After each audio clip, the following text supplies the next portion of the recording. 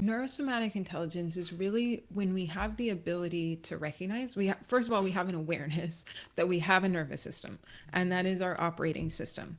And it's always taking in information from the world around us. And then our brain is interpreting what that information means. And then it's generating an output. And those outputs can be either protective or performance, like understanding that at the end of the day, our brain's primary job is our survival.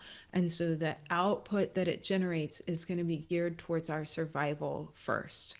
And so when we have neurosomatic intelligence, we're taking a different look at our behavior and really thinking about what are the inputs coming in and how is my brain interpreting those inputs that then is creating a certain output. So rather than like starting with the output, how do I stop binge eating? How do I stop having chronic pain all the time? How do I stop having panic attacks?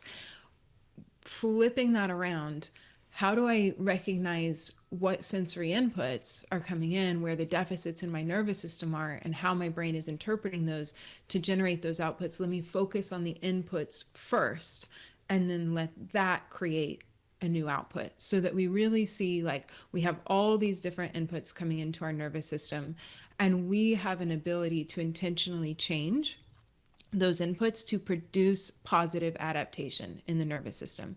And that allows for increased regulation, performance, behavior change, and trauma repatterning. But we have an awareness of that deep root level. I like So, that. so if I were to reword that a little bit, just to make sure the listeners understand and make sure I understand too, say we want to stop binge eating or something like that. What most people do is try to white knuckle it, right, and just change their habit, and then that's it. But what I'm hearing you say, I think, is say you find yourself in the middle of the habit that you're trying to change. Maybe take a moment to reflect on what happened before you started doing that. How did that feel? What were the triggers? What were the things that happened to you? And start building the awareness around the things that lead you to the outcome that you're trying to change, not just trying to white knuckle through the outcome. Is that what I'm hearing you say to a certain degree? Yes, definitely that's part of it, right? Having that awareness.